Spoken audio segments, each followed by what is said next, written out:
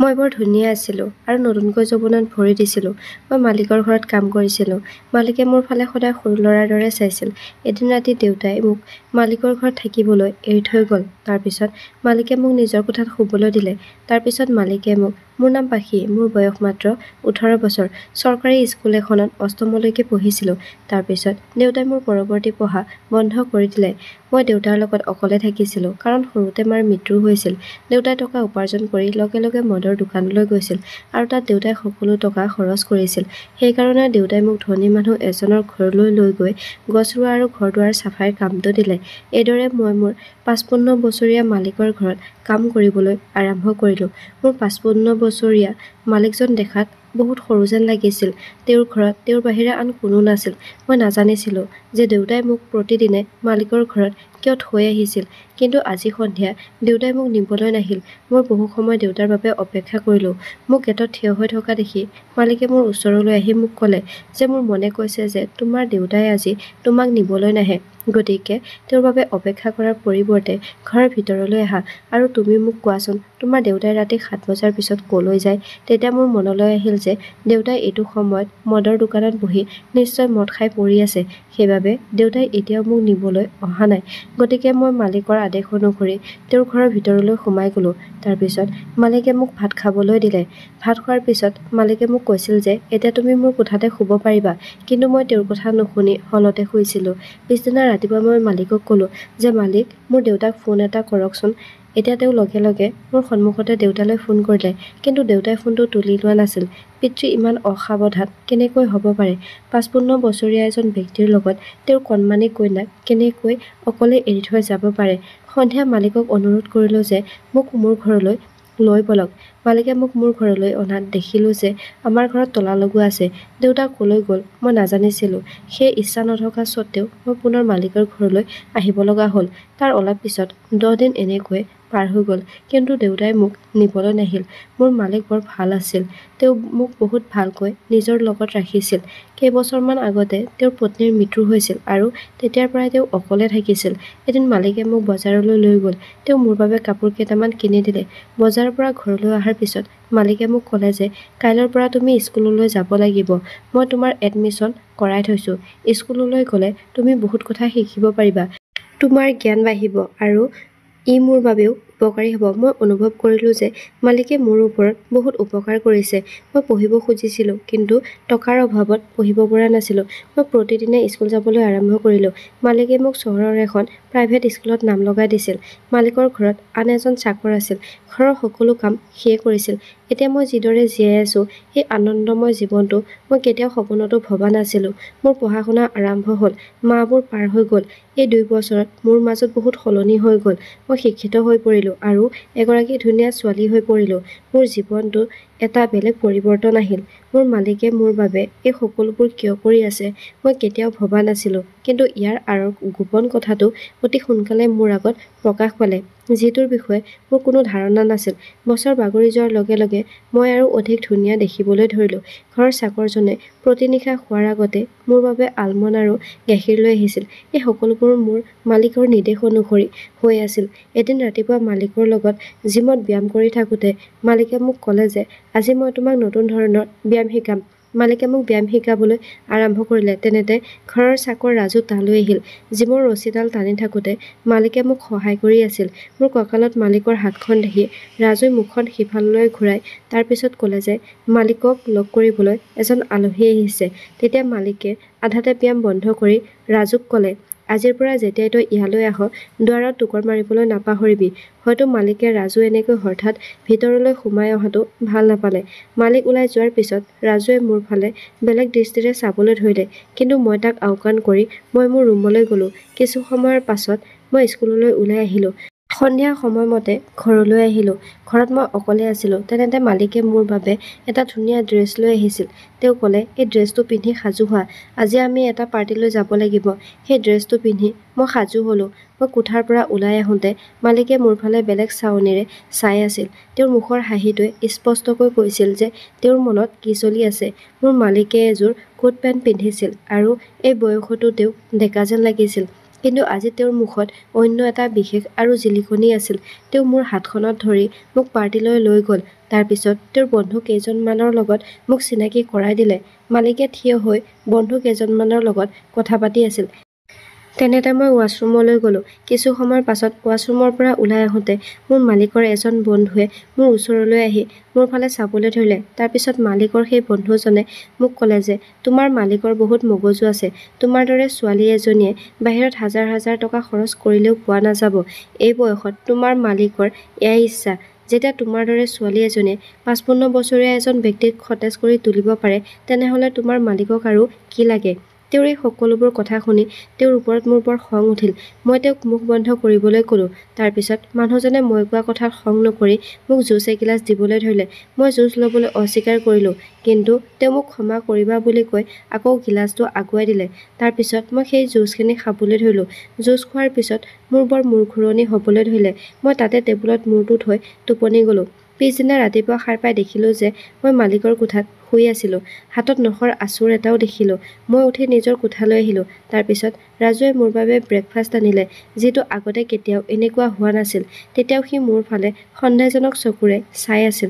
মই তাৰ লগত কথা পাতিবলৈ লওঁতে হঠাতে মালিকে মোৰ ৰুমত সোমাই মোক সুধিলে, পাখি, তুমি ঠিকে আছানে? তেতিয়া মই তেওঁক ক'লোঁ যে মোৰ মূৰটো বৰ গধুৰ হৈ আছে। তেতিয়া মালিকে ক'লে যে যোৱা নিশা পাৰ্টিত ভুলতে তুমি জুচৰ সলনি মদ খাইছিলা, সেইবাবে তোমাৰ মূৰটো গধুৰ হৈ পৰিছে।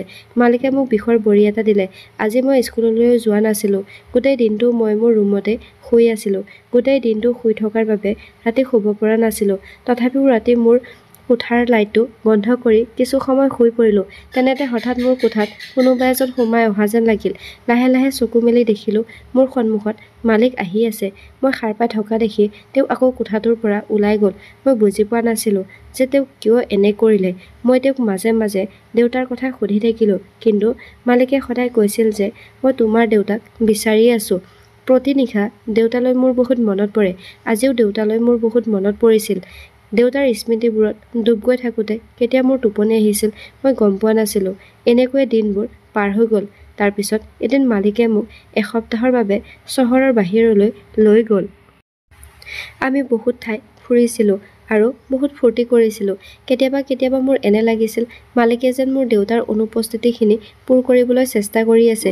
কিন্তু মালিকৰ মোৰ প্ৰতি কিছু বেলেগ অনুভৱ আছিল। ফুৰিবলৈ যাওঁতে মোৰ এদিন জ্বৰ উঠিল। তেতিয়া মালিকে মোৰ বহুত যত্ন লৈছিল আৰু কৈছিল যে তুমি বহুত ভাল ছোৱালী আৰু মই তোমাক সদায় সুখী কৰি ৰাখিম। মালিকে মোৰ কথা চিন্তা কৰা দেখি মোৰ বৰ ভাল লাগিল।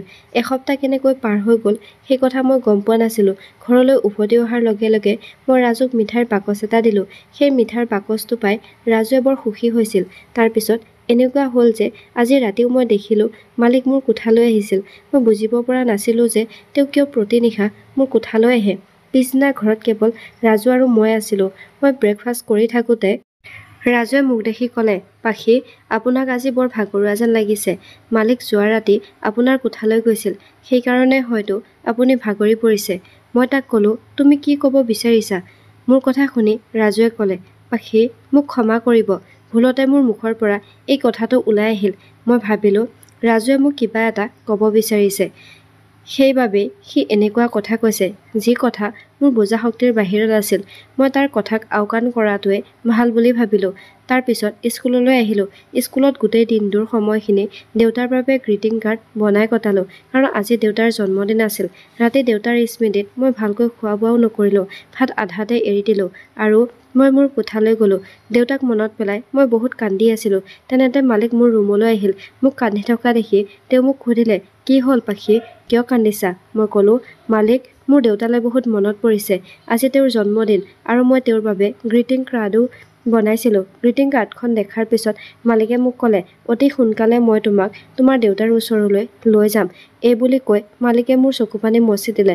তাৰ কিছু সময়ৰ পাছত তেওঁ মোৰ কোঠাৰ পৰা ওলাই গ'ল। গোটেই ৰাতিটো মোৰ টোপনি নাহিল। গতিকে বিচনাৰ পৰা উঠি মই কোঠাটোৰ পৰা ওলাই আহিলোঁ। তাৰপিছত পাকঘৰলৈ গৈ পানী অলপ খালোঁ। তাৰপিছত পাকঘৰৰ খিৰিকীৰে বাহিৰলৈ চালোঁ আৰু তাত দেখিলোঁ যে মালিকে নিজৰ শৰীৰৰ ওপৰত কম্বল এখন পিন্ধি কাৰোবাক টকাৰ বান্দোল এটা দি আছে। খিৰিকীখনৰ ওচৰলৈ গৈ দেখিলোঁ যে টকা লোৱা মানুহজন আন কোনো নহয়, তেওঁ মোৰ দেউতা আছিল। কিন্তু ইমান টকা কিয় লৈছে মই বুজি নাপালোঁ। মালিকে জানিছিল যে মই দেউতাৰ স্মৃতিত প্ৰতিদিনে কান্দি থাকোঁ, কিন্তু তেওঁ মোৰ দেউতাক লগ কৰি কিয় টকা দি আছিল? দেউতা আৰু মালিকৰ মাজত কি চলি আছিল মই একো বুজিব পৰা নাছিলোঁ। মই ভাবিলোঁ যে মই দেউতাক মাত লগাওঁ, কিন্তু তেতিয়াই তেওঁ মালিকৰ পৰা টকাখিনি লৈ তাৰ পৰা গুচি গ'ল। মালিকজনেও ঘৰৰ ফালে আহিবলৈ ধৰিলে। মালিক ঘৰৰ ভিতৰলৈ অহাৰ আগতেই মই মোৰ কোঠালৈ আহি খৰধৰকৈ টোপনি যোৱাৰ নাটক কৰিলোঁ। কিছু সময়ৰ পাছত মালিক ঘৰৰ ভিতৰলৈ আহিল। তাৰ পিছত তেওঁ মোৰ কোঠাটোত সোমাই আহিল। সেই সময়ত মই চকু দুটা জোৰেৰে মুদি দিলোঁ। মালিকে মোৰ কোঠাত সোমাই মোৰ মূৰত আৰু গালত মৰম কৰিবলৈ ধৰিলে। মোৰ মুখখন অলপ সময় চুই থকাৰ পিছত তেওঁ কোঠাৰ পৰা ওলাই গ'ল। তেওঁ মোৰ কোঠাৰ পৰা ওলাই যোৱাৰ লগে লগে মই কঁপিবলৈ ধৰিলোঁ। মনতে ভাবিলোঁ, যোৱা কেইমাহমানৰ পৰা মালিকে মোৰ লগত কি কৰি আছিল? মিঠা মিঠা কথা কৈ তেওঁ মোক কিয় তেওঁৰ নিজৰ ঘৰত ৰাখিছিল? এতিয়া মোৰ অন্তৰত বহু প্ৰশ্ন উত্থাপিত হৈছিল। এই সকলোবোৰ চিন্তা কৰি থকাৰ বাবে মই ৰাতি দেৰিকৈ শুইছিলোঁ। ৰাতিপুৱা সাৰ পাই দেখিলোঁ যে মোৰ শৰীৰটো জ্বৰত কঁপি আছিল। তাৰ পিছত মালিকে ডাক্তৰক মাতি ঘৰতে মোৰ চেকআপ কৰিলে। ডাক্তৰে মোক ঔষধ কিছুমান দি গুচি গ'ল। মালিক আজি অফিচলৈ যোৱা নাছিল আৰু গোটেই দিনটো মোৰ চোৱা চিতা কৰি থাকিল। তেওঁ মোক ক'লে যে তুমি এনেকৈ বেমাৰত পৰি থাকিলে মোৰ কি হ'ব? তুমি মোৰ বাবে সোনকালে ভাল হ'ব লাগিব। মালিকৰ পৰা এনেবোৰ কথা শুনি মই বৰ আচৰিত হ'লোঁ। তেওঁ কি বুজাব বিচাৰিছিল? তাৰ 4 দিন পিছত মোৰ মনটো ভাল হ'বলৈ ধৰিলে।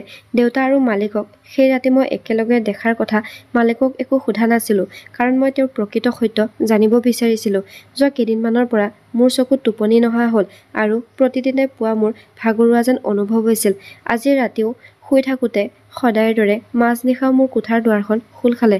কোঠাটোত ড্ৰিম লাইট এটা জ্বলি আছিল। বাকী সকলো আন্ধাৰ আছিল। দুৱাৰখন খোল খাই আকৌ বন্ধ হৈ গ'ল। কিছু সময়ৰ পিছতেই মোৰ কাষতে কোনোবা শুই থকা যেন অনুভৱ হ'ল। হঠাতে মোৰ শৰীৰত হাত এখনে চুই থকা যেন অনুভৱ হ'ল। লাহে লাহে সেই হাতখনে সীমা পাৰ কৰি গৈ আছিল। তাৰ পিছত যেতিয়া তেওঁ মোৰ অস্তিত্বক স্পৰ্শ কৰিবলৈ ধৰিলে, তেতিয়া মই মোৰ চকু দুটা মেলিলোঁ আৰু খৰধৰকৈ উঠি কোঠাটোৰ লাইটটো জ্বলাই দিলোঁ। তাৰ পিছত দেখিলোঁ যে ৰাজুৱে মোৰ বিচনাত শুই আছে। তেতিয়াই মই তাক খঙেৰে সুধিলোঁ, তই মোৰ লগত কি কৰি আছিলি? এই কথা কোৱাৰ লগে লগে ৰাজুৱে থতমত খালে। তেতিয়া মই তাক ক'লোঁ যে তোৰ এই কাৰ্য মই মোৰ মালিকক ক'ম। এই কথা কোৱাৰ লগে লগে ৰাজুৱে ক'লে, আপুনি প্ৰতিটো নিশাই নিজৰ মালিকৰ লগত আনন্দৰে কটায়। মোৰ লগত এৰাতি কটালে কিবা হ'ব নেকি? তাৰ এই কথা শুনাৰ লগে লগে মই তাক সুধিলোঁ, তই কি কথা কৈছ এইবোৰ? তাৰ পিছত সি মোক ক'বলৈ ধৰিলে যে মই প্ৰতি নিশাই দেখা পাওঁ মালিক আপোনাৰ কোঠালৈ আহে, সময় কটায় আৰু আঁতৰি যায়। মই সকলো বুজি পাওঁ। মই জানো যে আপুনি মালিকৰ দাসী আৰু কোনো পুৰুষে দাসীক এনে দয়া নকৰে। মালিকে আপোনাৰ সৌন্দৰ্যৰ সুবিধা লৈছে। এই বুঢ়া মানুহজনৰ বাবে আপুনি ভাল মনোৰঞ্জনৰ পুতলা হয়। ৰাজুৰ নিজৰ কথাৰ ওপৰত কোনো নিয়ন্ত্ৰণ নাছিল। সেই সময়ত ময়ো মোৰ হাতৰ ওপৰত নিয়ন্ত্ৰণ হেৰুৱাই পেলাইছিলোঁ। ৰাজুক কাণৰ তলত জোৰেৰে চৰ মাৰি তাক মোৰ কোঠাৰ পৰা উলিয়াই দিলোঁ। ৰাজুৰ কথাৰ পৰাই মই বুজিবলৈ ধৰিলোঁ যে আচলতে মালিকে মোক কিয় ইমান উপকাৰ কৰি আছে। মই মনতে থিৰাং কৰিলোঁ যে এতিয়া মালিকৰ আচল চৰিত্ৰ সন্মুখলৈ অনাৰ সময় আহিল। পৰ্দাৰ আঁৰত যি হৈ আছিল সেয়া এতিয়া সন্মুখতে হ'ব। পিছদিনা ৰাতি শোৱাৰ আগতে মই গা ধুই তিতা চুলিত সুগন্ধি ছটিয়াই চুটি কাপোৰ পিন্ধি মালিকৰ কোঠালৈ গ'লোঁ। তেওঁৰ কোঠাটো আন্ধাৰ হৈ আছিল। মই লাহে লাহে মালিকৰ ওচৰ পালোঁগৈ। মই মোৰ তিতা চুলিখিনি মালিকৰ মুখত লগাবলৈ ধৰিলোঁ আৰু তেওঁৰ হাতত ধৰিলোঁ আৰু তেনেতে মালিকে নিজৰ কোঠাৰ লাইটটো জ্বলাই দিলে। মালিকে মোৰ ফালে চাই ক'লে, পাখি, তুমি এইবোৰ কি কৰিছা? তোমাৰ চেতনা আছেনে? তুমি এইটো ভুল কৰিছা। তেতিয়া মই মালিকক ক'লোঁ, যদি মই ভুল কৰিছোঁ তেন্তে সেই ৰাতিৰ আন্ধাৰত আপুনি মোৰ দেউতাক দিয়া টকাৰ বান্ধোন, ৰাতি মোৰ কোঠালৈ মনে মনে অহা, মোৰ ওচৰত বহি মোৰ অস্তিত্বক স্পৰ্শ কৰা এই সকলোবোৰ কি আছিল? মোৰ দৰে দাসী এজনী ইমান উপকাৰ কিয় কৰিব? মনত নিশ্চয় কিছু আশা আছে। সেইবাবে আপুনি মোৰ বাবে এই সকলোবোৰ কৰিছে। আপুনি মোৰ পৰা যি বিচাৰে মই তাক দিবলৈ আহিছোঁ। আপুনি যি বিচাৰে তাকেই লওক, কিন্তু মোক মোৰ দেউতাৰ লগত লগ কৰাই দিয়ক। এইখিনি কোৱাৰ লগে লগে মালিকে ক'লে যে তুমি তোমাৰ দেউতাৰ স্বাৰ্থত এই স্তৰলৈ যোৱাটো ভুল নহয়। মালিকে ক'বলৈ ধৰিলে যে তোমাৰ দেউতাই নিজৰ বন্ধু কেইজনমানৰ লগত জুৱা খেলত তোমালোকৰ ঘৰ হেৰুৱাইছে। তেওঁ তোমাকো জুৱা খেলত লগাব বিচাৰিছিল। তেনেতে মই সিহঁতৰ কাষেৰে পাৰ হৈ গৈ আছিলোঁ। মই দেখিলোঁ যে তোমাৰ দেউতাই টকাৰ বিনিময়ত তোমাক মদাহী বন্ধুৰ ওচৰত বিক্ৰী কৰি আছিল। কিন্তু যেতিয়া মই সঁচা কথা জানিবলৈ পালোঁ যে সেইজন তোমাৰ দেউতা, তেতিয়া মই তেওঁক ইমান টকা দিলোঁ যিমান তেওঁ বিচাৰিছিল। আৰু মই তোমাক মোৰ ছোৱালী হিচাপে গ্ৰহণ কৰিলোঁ। তুমি তোমাৰ দেউতাৰ মৰমত ইমানে আকুল হৈ পৰিছিলা যে মই যদি সেই সময়ত তোমাৰ দেউতাৰ আচল ৰূপটোৰ কথা কওঁ, তেতিয়া তুমি তোমাৰ দেউতাৰ আচল মুখখন কেতিয়াও দেখা নাপালাহেঁতেন। তুমি তোমাৰ দেউতাৰ প্ৰতি থকা ইমান মৰম দেখি ময়ো তোমাক তেওঁৰ সঁচা কথা ক'ব বিচৰা নাছিলোঁ। মই কোনো ছোৱালীৰ হৃদয়ত তাইৰ দেউতাকৰ প্ৰতি ঘৃণা সৃষ্টি কৰিব বিচৰা নাছিলোঁ। মই আৰু মোৰ পত্নীয়ে এজনী মৰমলগা ছোৱালী বিচাৰিছিলোঁ, কিন্তু ভগৱানে মোক বহুত টকা দিলে, কিন্তু সেই সম্পত্তিৰ কোনো উত্তৰাধিকাৰী নিদিলে। মোৰ এখন হাত সুখেৰে ভৰি আছে, কিন্তু আনখন হাত উৰ্বৰ মাটিৰ দৰে শুকান। কিন্তু তুমি অহাৰ পৰাই তোমাৰ প্ৰেমে মোৰ ঘৰত সন্তানৰ অভাৱ পূৰণ কৰিলে। মই কেতিয়াও তোমাক মোক দেউতা বুলি ক'বলৈ কোৱা নাছিলোঁ আৰু এতিয়াও নকওঁ। মই তুমি কোনো বেয়া মানুহৰ হাতত পৰাটো বিচৰা নাছিলোঁ। সেয়ে তোমাক নোকোৱাকৈয়ে তোমাক তোমাৰ পিতৃৰ পৰা মোৰ কন্যা সন্তানলৈ তুলি ল'লোঁ। এতিয়া মই তোমাক গোটেই সঁচা কথাবোৰ কৈছোঁ। এতিয়া তুমি যি সিদ্ধান্ত লোৱা মই মানি ল'ম। মালিকৰ কথা শুনি মই ভগৱানক ধন্যবাদ দি ক'লোঁ যে সৌভাগ্যক্ৰমে মালিকৰ দৰে এজন ব্যক্তিয়ে মোক ৰক্ষা কৰিলে। তেওঁ মোক এটা ভাল জীৱন দিলে। তাৰ পিছত মই মালিকক মালিকৰ সলনি দেউতা বুলি মাতিলোঁ। মোৰ মুখৰ পৰা দেউতা শব্দটো শুনি তেওঁৰ চকুত আনন্দৰ চকুলো ওলাই আহিল। ৰাতি ৰাজুৰ সেই কাণ্ডৰ কথা দেউতাৰ আগত কওঁতে দেউতাই ৰাজুক চাকৰিৰ পৰা বৰ্খাস্ত কৰিলে। তাৰ পিছত তেওঁ ক'লে যে তেওঁৰো ৰাজুৰ ওপৰত বহুত দিনৰ পৰাই সন্দেহ আছিল। সেইবাবে তেওঁ সদায় ৰাতি মোৰ কোঠাটো চেক কৰিবলৈ আহিছিল। বন্ধুসকল, পিতৃৰ কৰ্তব্য কেৱল সন্তান জন্ম দিয়াই নহয়, সন্তানক ভাল শিক্ষা দিয়া আৰু সুজীৱন নিশ্চিত কৰি ভাল লালন পালনো দিব লাগিব। যদি এজন পিতৃয়ে নিজৰ সন্তানক বিক্ৰী কৰিবলৈ আৰম্ভ কৰে, তেন্তে পৃথিৱীৰ কোনটো সন্তানে তেনে পিতৃৰ লগত থাকিবলৈ বিচাৰিব? বন্ধুসকল, আপোনালোকৰ মতামত তলত কমেণ্ট কৰি জনাবলৈ নাপাহৰিব। ধন্যবাদ।